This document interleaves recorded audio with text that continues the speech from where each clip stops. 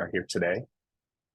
So, Claire, if we could go to the agenda and we'll just look at what we're going to talk about today. So, like I mentioned, we're going to go back and look over agency tech stack again. Initially, when we rolled this webinar series out, a lot of folks have participated in a survey we did, and over half of agents that we polled didn't know if they had an AMS or a CRM. They didn't necessarily know how to delineate between the two. And I think like 70% of people that participated said, hey, I really don't know what I need. Can you help us? So wanted to just go back through that a little bit today, make sure everybody's on the same page and caught up to speed with what we think could be an ideal tech stack within your agency and some pros and cons of different systems. Just a side note as we go into this is not sponsored by any third parties. None of the technology we talk about is available through Attune. We're not selling anything. These are just recommendations that we've either gotten from our clients, systems I used in the past as an IA, or systems I've seen some of my friends use that have been wildly successful. We're also going to talk a little bit, excuse me, about how you set your agency up with people and hierarchy and where automation fits. We're going to talk a little bit about training your people, how adequate training and team structure and process can really help you scale and why they're imperative. And then last but not least, we'll get into the kind of nitty gritty of, okay, you've built a little bit of foundation. How do you scale up without overspending? And then we'll definitely leave some time at the end for some questions. And with that, Claire, if we go to the next slide, by the way, I'm Brennen. I'm our head of account management here at Attune. I spend a lot of time in your role. So I started my insurance career as a State Farm agent, team member, producer. I opened a State Farm agency. I quickly adopted the independent agency model as an owner, ran that for about 3 years, found pretty good success there, chose to part ways with the network I was affiliated with, and that's how I landed at Attune. So that's a little bit about me. And Claire, if we go to the next one, so what's Attune your agency? Brennen, Claire, why did you guys launch this year? And that's a great question. So as I think back to opening my IA, opening my State Farm agency, there's a lot of things I wish I'd have known before I opened. When you look at the different resources out there, there's no one playbook for success. There's definitely, with all the evolution of technology, there's no true, clear right path and wrong path anymore. And it can sometimes be hard to find your bearing and know what to spend your money and time on versus what is just a waste of time. But I think you'll leave here today knowing that automations don't have to be complex. When you use tech to automate simple daily tasks within your agency, you can really find a boost in productivity day to day. But to do that, you have to make a long-term plan and a blueprint for success, and you have to stick to your plan. And when it comes to building out these scalable processes, you're definitely going to need to adopt more digital tools. And from my school of thought, there's nothing better than a tried and true insurance-based CRM or AMS as your foundation. And so that's kind of the first thing we'll talk about here today. So Claire, if you'll go to the next slide, I think, yeah, we've still got a great photo in here. So this was the day before I opened my independent agency. The little girl I'm holding there is 5 now and in kindergarten. This is a shameless Brennen quote. I think I just said it, but it bears repeating. Looking back on this time, I wish I'd had somebody teach me things like automation, Zapier integrations, building website landing pages, generating my own leads, not buying things, best practices in gaining referrals, best practices in teaching my employees to cross-sell. There's so many things I wished I didn't have to learn the hard way myself on the fly. So hopefully you can walk away with some tips and tricks today of things that we've learned at Attune or I learned in my agency days that can help you scale faster. So without further ado, let's talk setting up your shop. Let's talk through what an ideal tech stack looks like in your agency. So things that come to mind here, a true agency management system, a CRM, a dedicated phone system with a dialer. It's imperative that whatever AMS or CRM you use either has open API to a business intelligence system or has one built within the system itself. So, Claire, I think we're ready for our first poll here. Maybe I'm jumping the gun. Great. Awesome. So poll number 1, what's the most time-consuming task in your agency? And while everybody answers that, I saw 2 questions come in that I would love to answer on the fly. And please continue answering questions all the time. I tell Claire, please interrupt me if I skip a question. So first things first, what's the first thing you think I should do or know as a new agency with Attune? Great question. Best thing we've done in a long time within our portal is the addition of our appetite checker. If you navigate over to the appetite checker within the Attune portal, you're going to be able to input a state, search a keyword, and see all products on the Attune platform that it's eligible for. I love this feature. I really think the best thing, and we'll get down to cross-sell later in the presentation here, but you have a customer call you for BOP. They probably need other lines of business that we're happy to help you offer. And the Attune portal comes with many features that we'll talk about again a little bit later. But if you're asking the best thing you can adopt as a new Attune agent, appetite checker. And then I saw a quick question from Janet. Can I repeat that? Absolutely. And Janet, we're going to go through different CRM and AMS options. So we'll repeat that as we go through here. Wonderful. All right, my friends. So talking through an AMS. Ooh, and the poll is done. Great. Hey, this is exactly what I expected to see if I had taken this poll. The 2 time sucks for me at my agency were monitoring carrier websites for things like non-pays, underwriting memos, non-renewals. Ivan's downloads can help you with this, but we know Ivan's downloads can be delayed. And who wants to get a non-pay notice 2 days after a policy cancels for non-pay? You kind of need to check that stuff every day, right? And then number 2, entering data. It's brutal, especially if you have multiple systems to enter data into. I mean, you could just sit there and key in data all day. You might as well pay somebody to do it, unless you have some helpful technology tools. So thanks everybody for filling that out.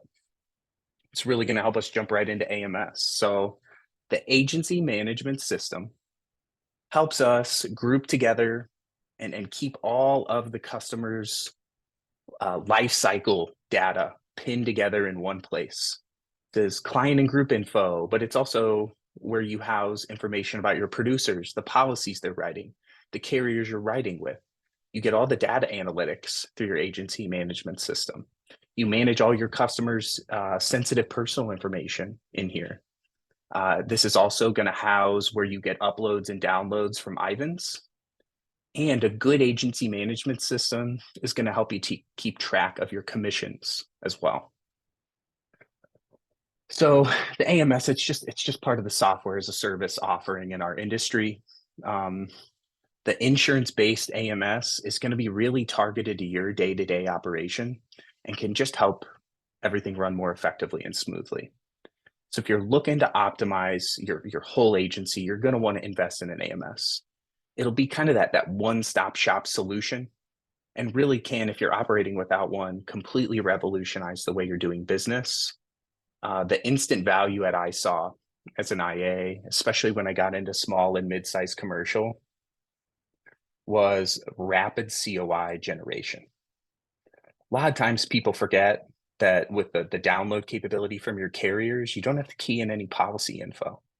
You can save templates within the AMS, and it really just allows you to key in the cert holder information, publish that, email it right out, and move on with your life. And it'll save all those emails in your system as well for compliance. And I think I saw somebody mention Easy Links was a halfway decent option for this. And Claire, if we pop to the next slide, you're absolutely right. Easy Links is on the list. So just another mention. We're not selling any of these systems. Nobody's sponsoring this. These are just systems we genuinely think are good and helpful. If you see an asterisk by any of these, you're going to see them again on the CRM slide. So I'm going to highlight those specifically. Applied Epic is definitely a great system. Hawksoft, I've heard a lot of good things about it. I haven't personally used it. Easy Links is a viable option. Janet, I also like Applied better. However, I have heard great things about the Easy Links improvements that they've brought in the past 18 months. And then kind of a dark horse in the race, a new front runner for me is Better Agency. One, if you don't follow them, their marketing is just spectacular. And a lot of times they're gonna give out marketing that you can like repurpose for yourself. Fun fact. But Better Agency's great. The automation tools built in are incredible. They're Ivan's capable, and they're just really forward thinking and agency focused. And then, there is definitely some blended ownership here, right? Like several of these companies are owned by Vertafore, for better or for worse. Love them or hate them, Vertafore owns like half of the tech for insurance. So as you're going around shopping, you're probably going to see Vertafore emblems on more things than you'd like to. All right, Claire, if we go down, let's talk a little bit about the CRM. So the CRM is kind of a different side. AMS is more back of the house operations, managing policies you've sold, compliantly housing customer interactions. The CRM is actually how you interact with the customers through the whole life cycle, whether it's prospecting a new lead, confirming a policy is bound, sending marketing drip campaigns, tracking expiration dates on leads you don't close so you can show up at the right place at the right time next year to sell to them. But it's also going to have helpful features like an auto dialer with caller ID built in. Going to help you keep track of the clients and processes and help your producers and you understand what's in that pipeline all the time.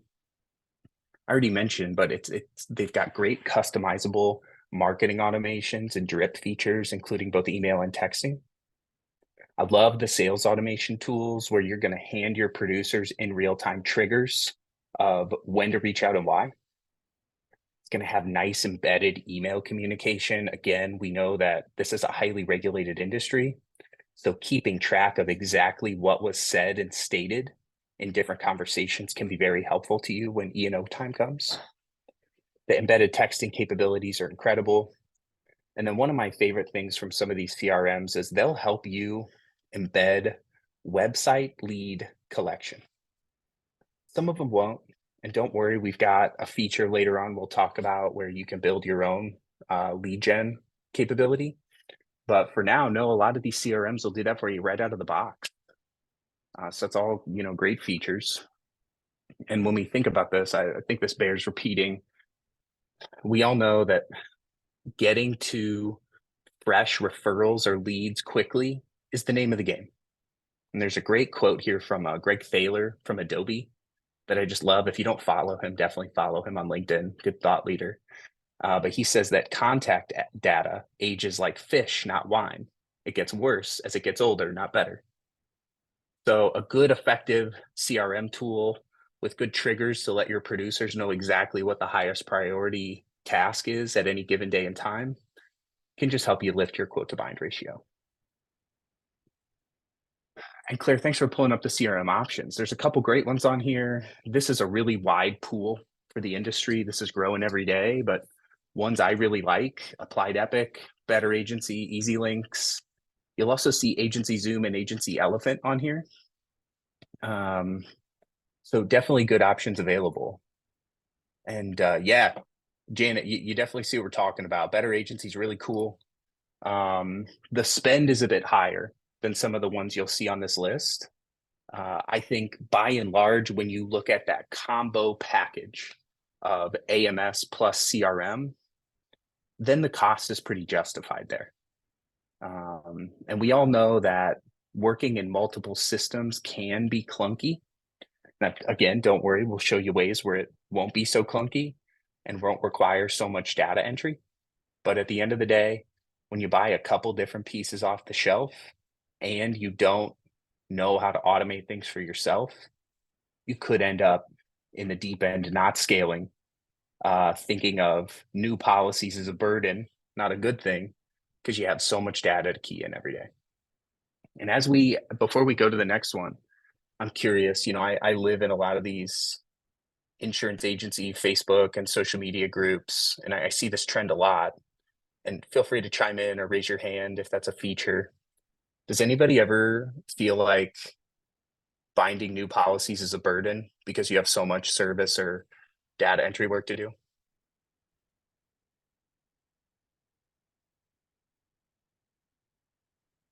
Thanks, Janet. Janet's one. I was one for a while too. Um, if it's only one person, that's great.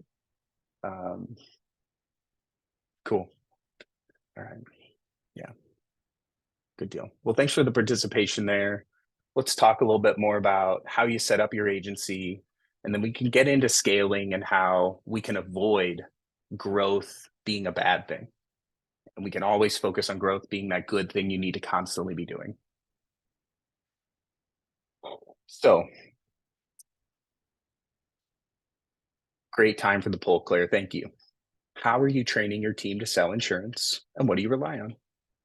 And this will stem right into how you set up your agency, how you set up the teams to function, what your people do every day, and how everybody can divide and conquer.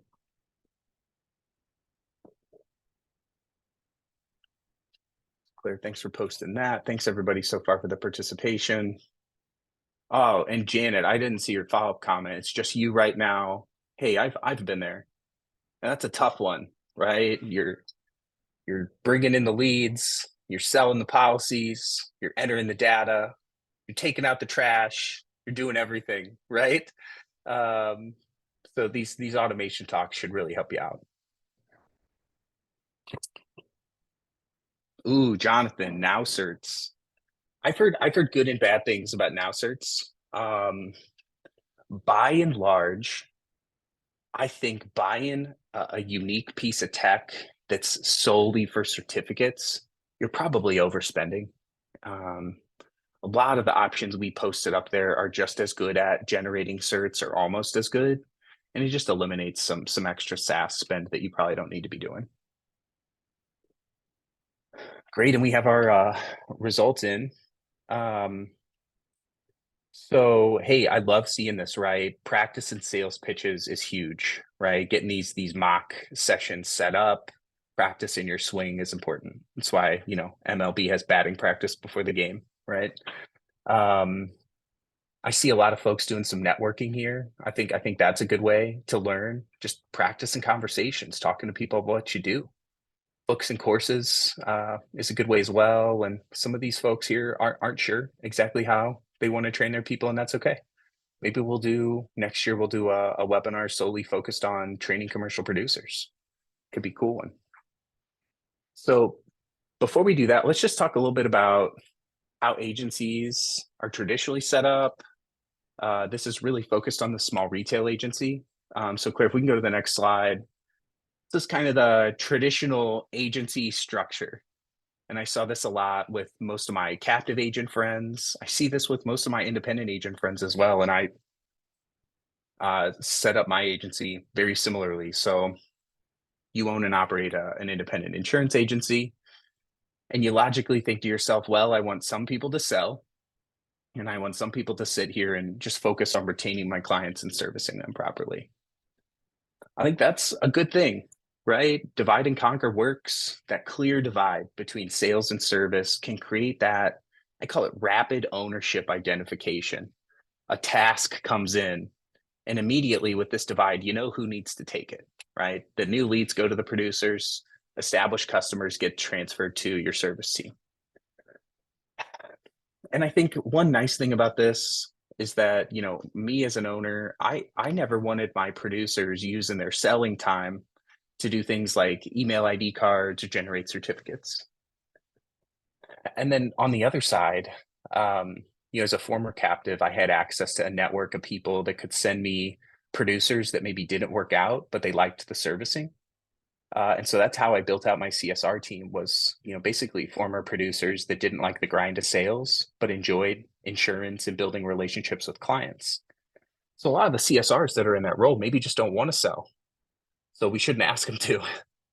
Um, but what doesn't work about this model?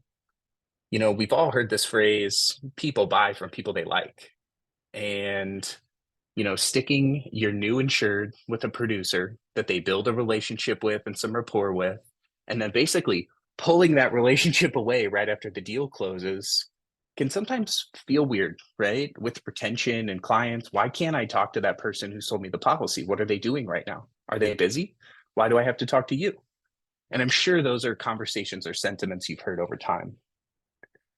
The other question we have to ask, especially with more junior producers, are we incentivizing our salespeople here to kind of like regularly forget some of the things they need to do as part of the sales process, like collecting post-bind memo information, collecting signed applications, forwarding pertinent underwriting info over to the carrier post-bind. Sometimes these are tasks that maybe should be part of the sales process, but regularly get pushed over to your service team. Expectations aren't set well, and that can really hurt your retention figures. And then, I'm going to say the word again, but expectations here, right? If we're not setting expectations, this model can really affect client retention, not being able to get a hold of the person who sold you the policy. Now there's a problem you're stuck dealing with, a CSR you don't know. You can't get a hold of the person who sold you the thing. Maybe I should just cancel and go elsewhere, right? I'm sure that's a situation we've all seen once or twice before. So, Claire, if we go to the next slide, let's maybe look at a different model here. And there's just one slight change, right? This is actually an agency model that I've studied and seen operate at a higher level with larger middle market agencies or even bigger shops in general.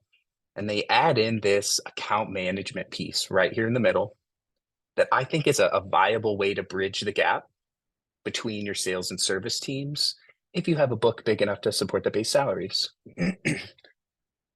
So you still have your team of new business producers bringing in, selling new clients all day. You still have your dedicated customer service team that's going to sit here and help you with smaller tasks, right? Whether that's collecting payments, sending out documents, maybe running some renewal quotes. But in the middle, we're going to have these nice relationship managers that are going to be able to do nice things like account rounding or cross-selling, right? We all know the producer can't always sell every single line item the insured needs up front. Maybe there's misalignment with renewal dates across all the lines that your insured carries. Maybe the producer just isn't able to find the right policy for every single line item and you replace half of them. Well, your account management team can bridge that gap throughout the year and help you add vertical policies to each account before the next renewal date.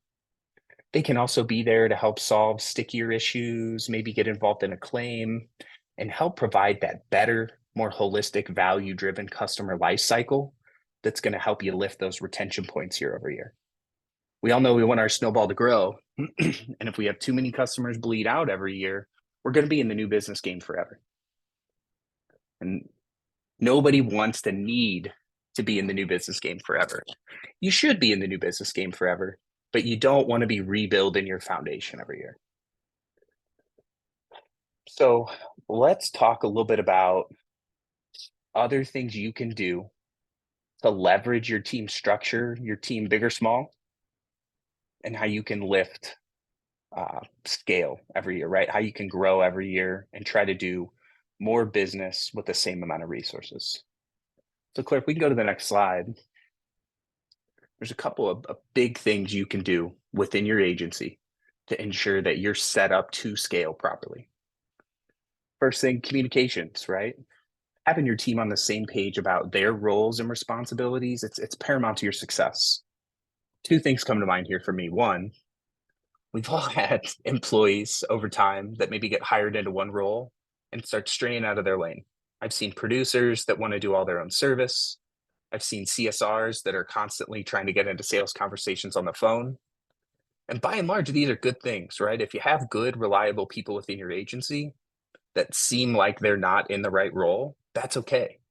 You can always repurpose them, create a blended role, or potentially just do some flip flop around the office. One of my top producers when I was an independent agent was actually my office manager when I was a State Farm agent, and she ended up exclusively selling life insurance for me as an IA, and she totally killed it. She was great at it. And it was just a conversation we had one day. I was like, "Hey, you keep cross selling, and I like it. Do you just want to do that full time?" And she was all about it. So people change over time, but clearly communicating with your team about their role, what you need them doing every day, can help eliminate that confusion and create a nice, warm office culture. That really dives into this divide and conquer, right? If you keep people within their lanes at the agency, it's going to help them collaborate and work better together. It's going to really create that need.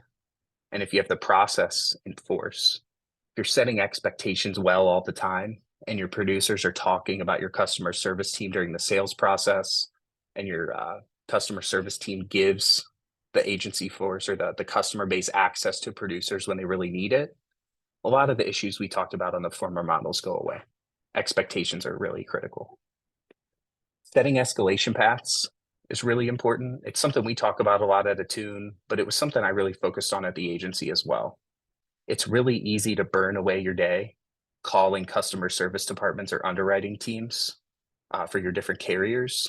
But just by creating different escalation paths and processes, you can make these time suck activities far more efficient.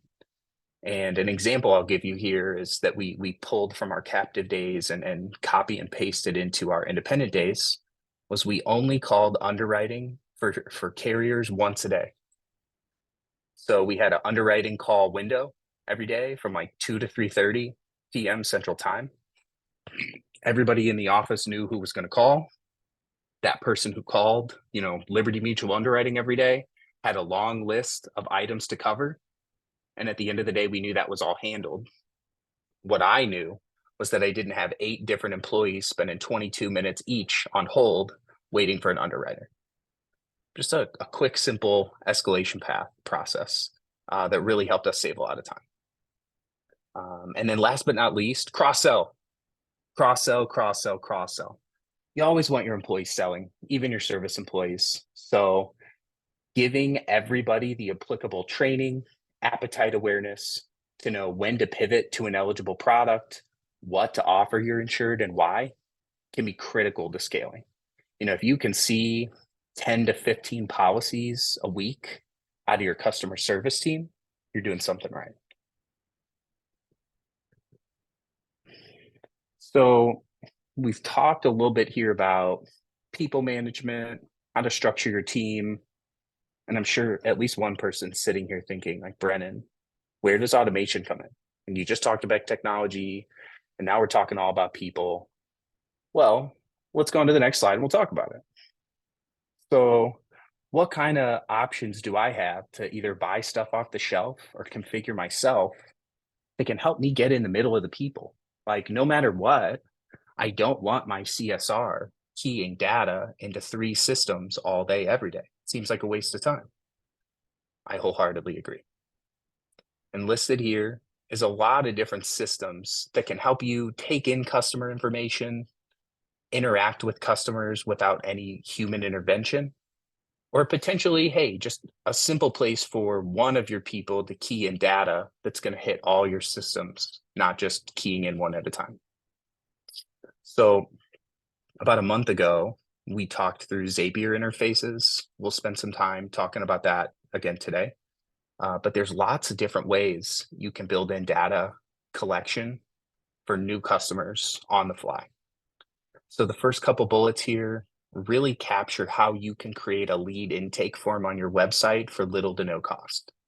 I'm a big Zapier interfaces fan. I actually created, we'll see a screenshot in a minute. I created a new landing page in about 20, 30 seconds. Job form builder is really easy to use and the free features are great. I've heard good things about FormStack and Zoho. There's just some ideas to get you started there.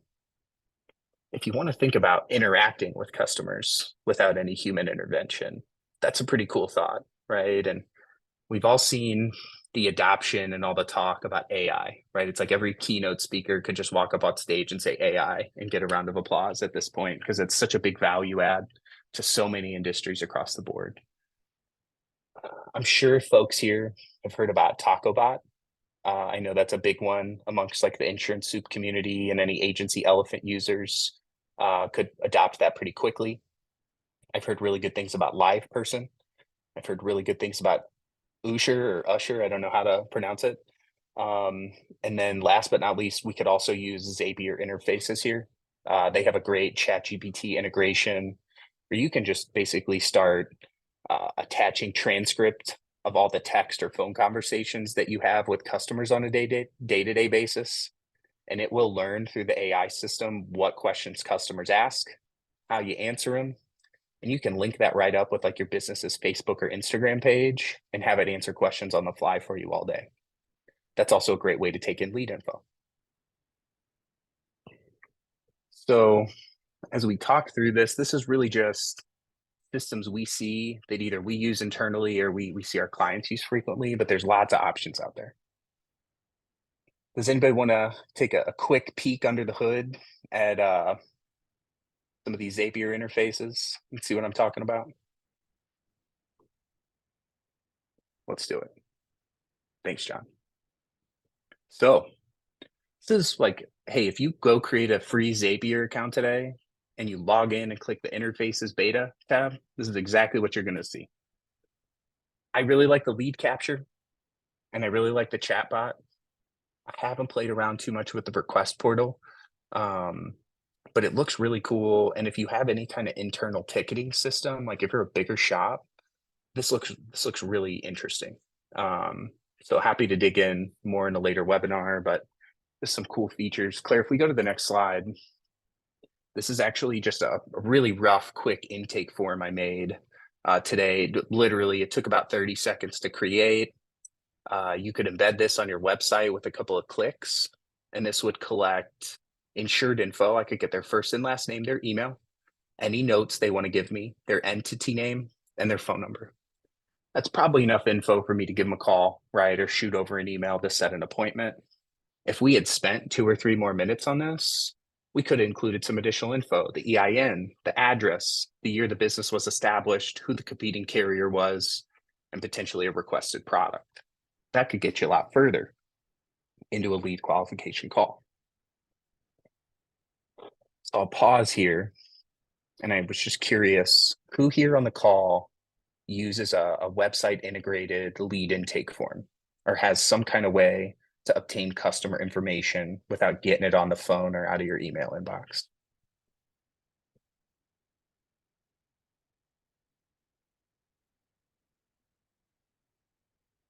Cool. We got a couple. Great. That's awesome. Do y'all have high adoption rates with that? Like, does it work pretty well for you? Do you have customers clicking into it, or do you have to hand it to the customer and get them to fill it out? Oh, Brian uses Xylo. That's cool. I've heard good things about Xylo. A few. Yeah. Part of part of the barrier to entry here, right, is having customers find you. Oh, Janet just got up and running last week. Would love to take a peek. Um, cool. So this is just one good way to get started. Okay. One reason I really love using Zapier for this is Zapier has a new drag and drop mapping feature. And Claire, if we go to the next slide, you'll see you can actually set up more complex automations where maybe you obtain some customer lead data from your Facebook page while the chatbot is running.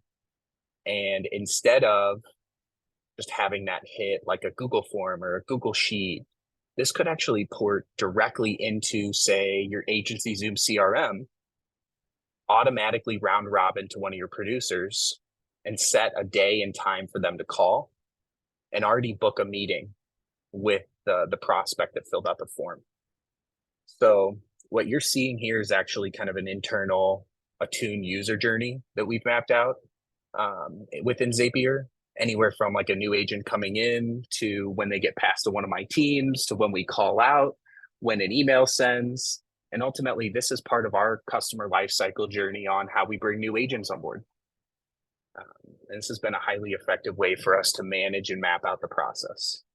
So one reason I like using tools like Zapier is it really helps you be able to zoom out at that customer journey from data collection to first contact to bind to renewal.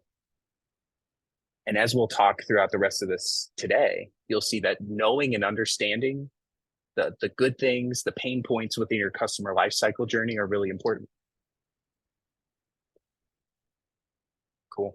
So And then Brennan, just one question came through on, do we know if this lead form would be suitable for LinkedIn? Do we know if it would be compatible? Ooh, great question. I'm not sure about that. I know that Zapier has an integration with LinkedIn. I think your best bet here would probably, Claire, if we go back maybe 2 slides, your best bet would probably be to set up this lead form in tandem with the LinkedIn chatbot. If you have a lot of customers reaching out to you on LinkedIn for insurance, you can pre-script those conversations, collect the information, have the Zap like shoot that information over to your CRM and quickly set up a call or text to get those policies quoted and bound.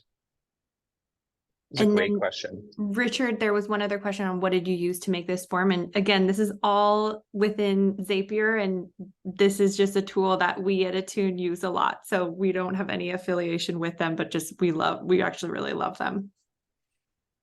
We really do. And I think, I didn't capture it perfectly in the screenshot, but right at the top, it says no code. That's why I was a big fan. I'm not a coder, not a tech guru by any means. And the simple interface with Zapier to just drag and drop connections between different systems and what fields need to zap where is really helpful. Janet, great question. I don't really know. But we have a lot of them at Attune and they do great work. So let's talk a little bit about training your team. I want to keep this brief because some of it's a bit redundant based on what we've talked about so far. But first, let's answer a quick poll. How comfortable is your team cross-selling? Or, in the case of a one-person shop, how comfortable are you cross-selling when you take in that call, hey, I need my ID cards?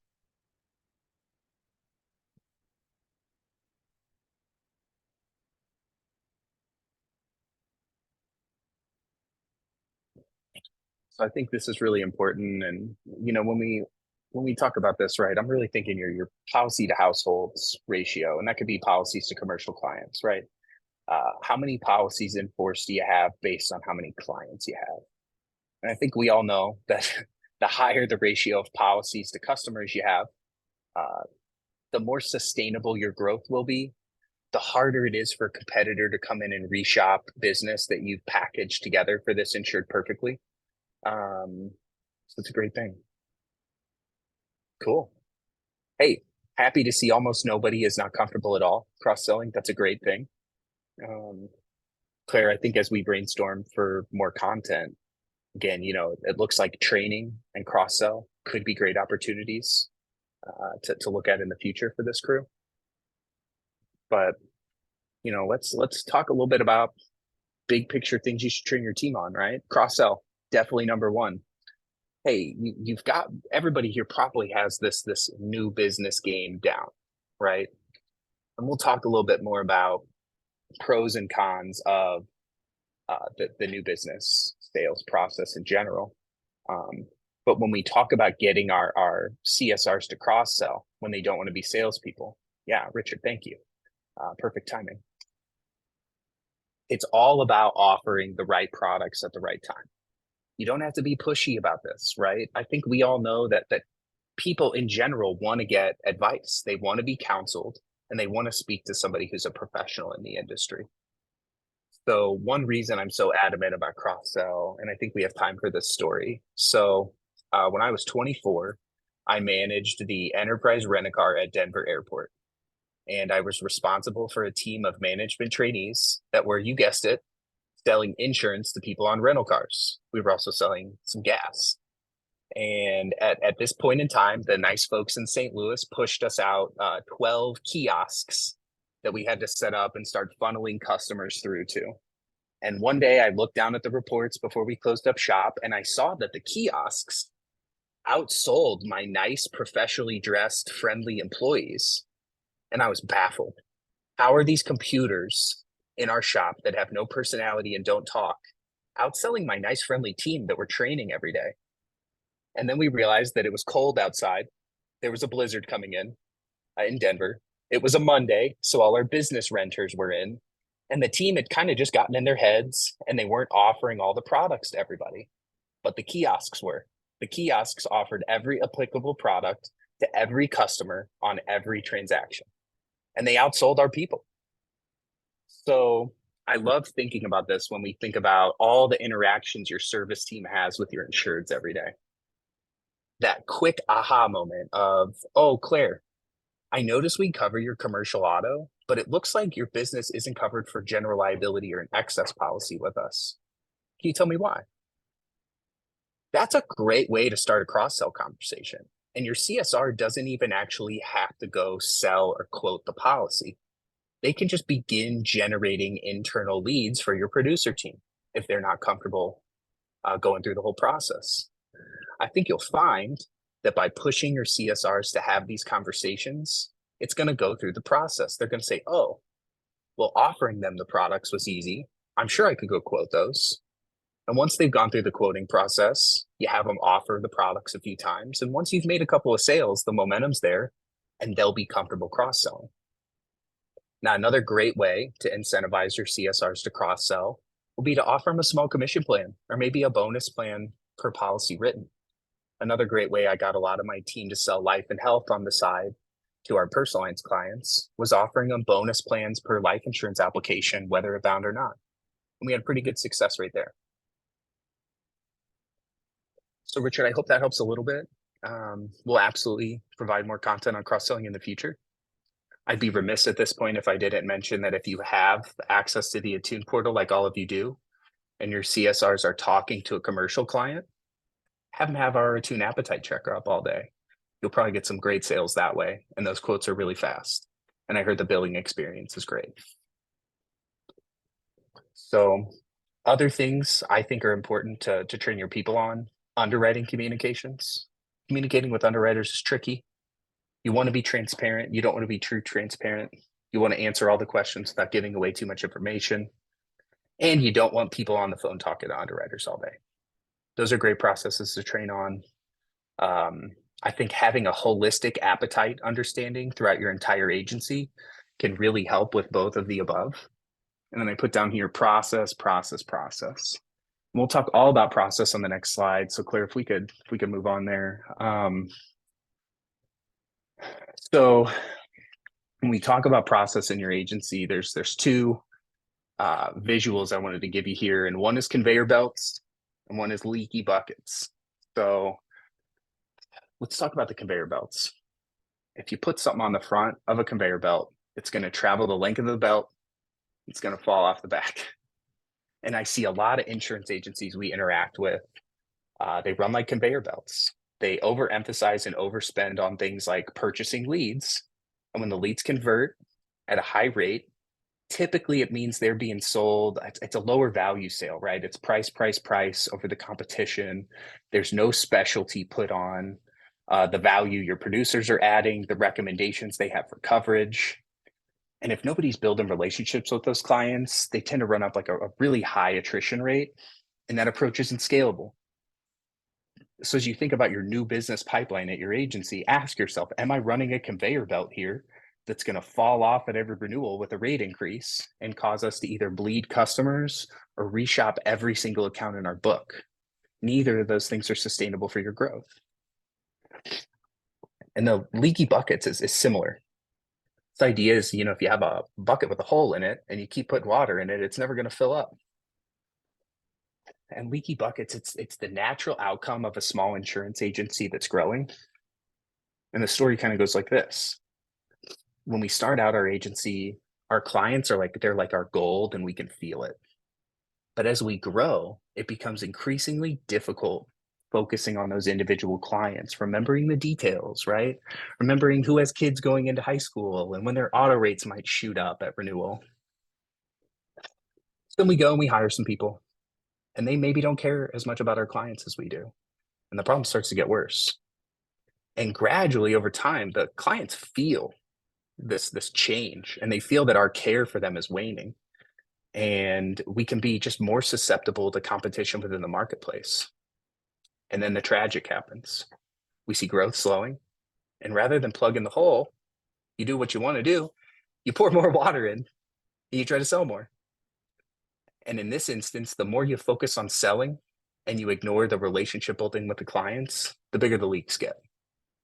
So the solutions here, right, to these two problems is to balance lead generation with these retention activities and multi-lining or cross-selling your clients. The right balance here is going to create sales now and a strong renewal pipeline. It's just going to make your business more profitable in the future, which is by definition going to help you scale. So before we move on, I'm just curious, does anybody feel like they're running a leaky bucket right now? It's okay, you don't have to admit it. I was running a leaky bucket for at least 18 months and it didn't feel good.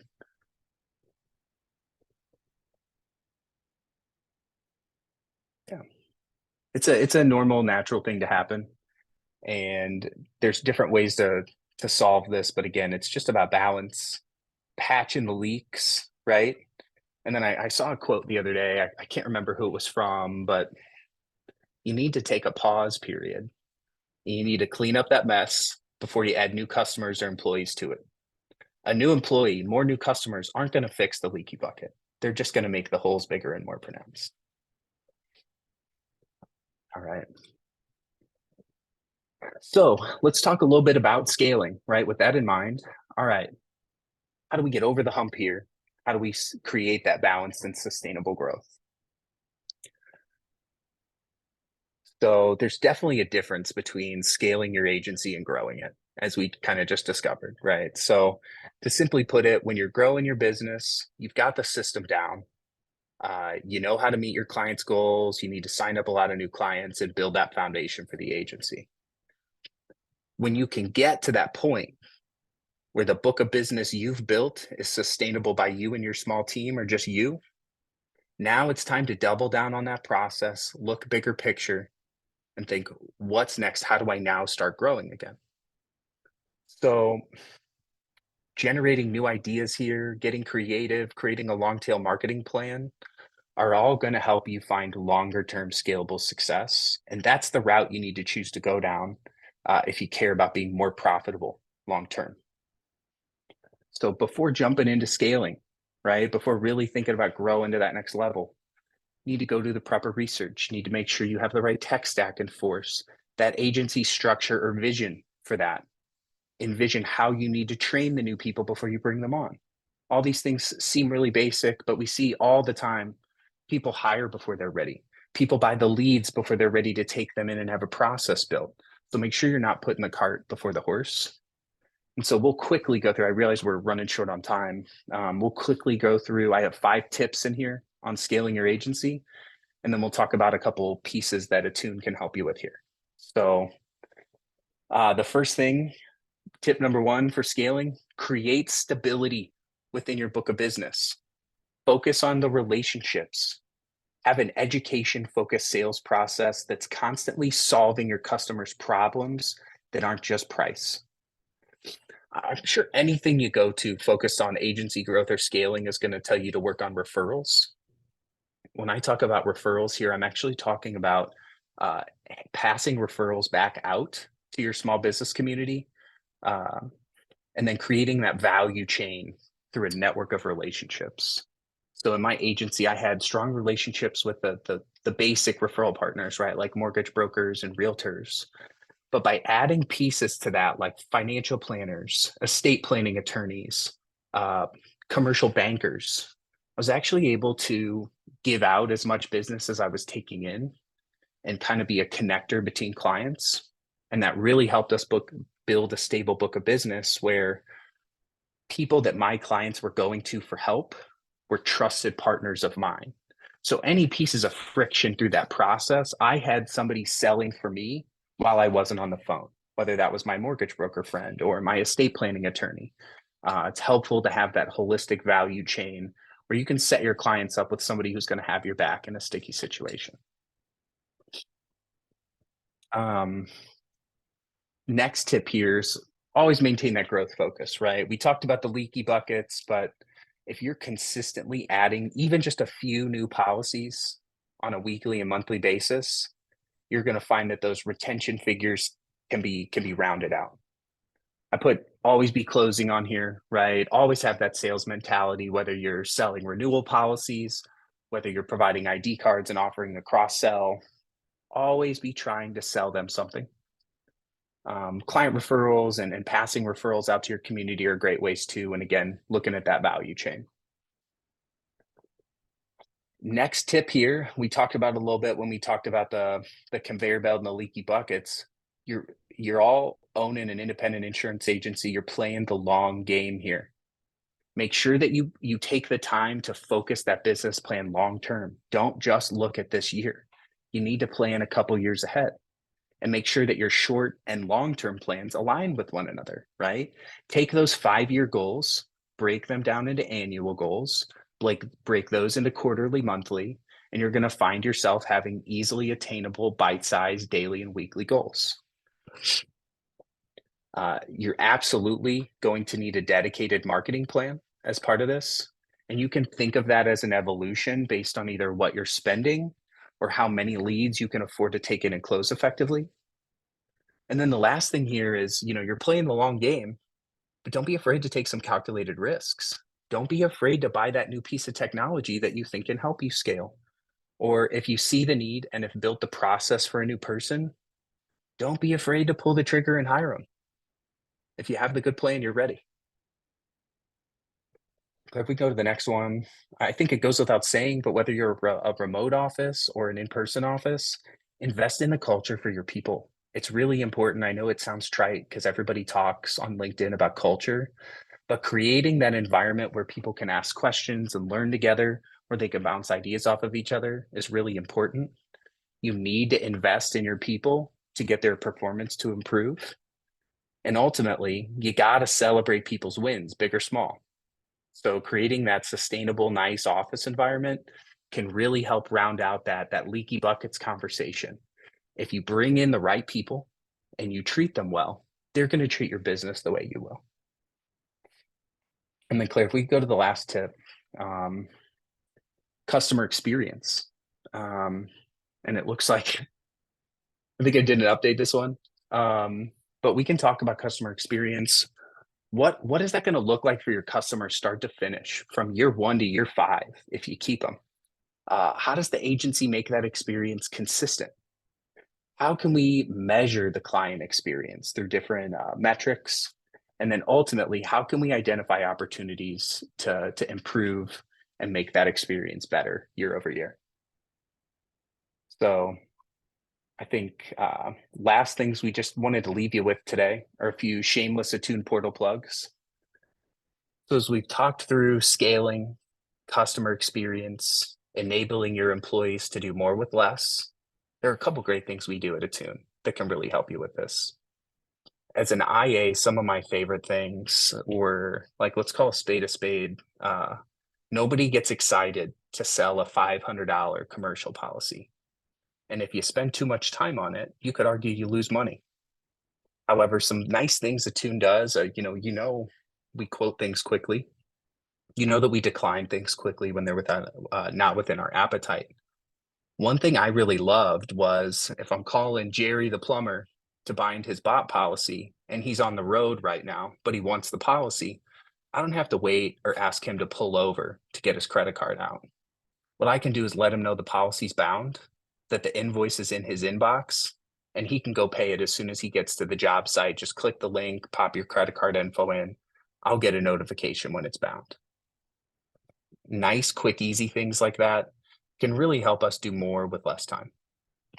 The other thing I love about the Attune portal on the second screenshot here is as you're going through and multi-lining clients with Attune, our account page for an MGA, we're selling different products from different carriers, but don't worry, you're going to see all applicable accounts for your customer under their account in one place where you can still use our great self-service options without logging into different carrier websites over time. And then Claire, if we go to the last slide here, I'd be remiss if I didn't put the appetite checker in front of you. If you're new to Attune or you haven't seen this feature yet, it's definitely one of my favorites. All you have to do is pick a state and then start searching keywords, and you'll see every eligible product we offer for that class code. It's a nice, helpful way for you to round out accounts while you're on the phone with an insured. Maybe they called you and they just want a GL, but you find out that they have a lot of sensitive personal information exposure and they have 15 employees. Well, Claire, I think we're also going to offer you a cyber liability and a work comp quote today. And here's why. I'm surprised you don't carry that. Let's round out and make sure you have all the right insurance. And then for you as the agent, you can quote them all in one place. And that's probably a 10-minute process where elsewhere it could take significantly more time, and then there's a much higher chance for a referral. So if you haven't checked out the appetite checker, definitely take a look. It's one of our favorite features. And then I apologize. We went way longer than normal. I'm really sorry, but I can definitely hang for another minute. Does anybody have questions or anything they want to talk about here?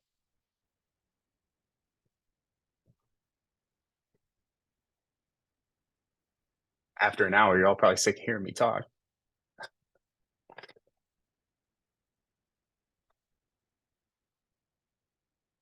Oh, thanks everybody. Leah, am I selling product? I wish I was selling y'all a product right now. We're not selling anything. Really just trying to add value for you. Okay. So we're not selling any of them. I just wanted to put a good list up there to get you started. Okay.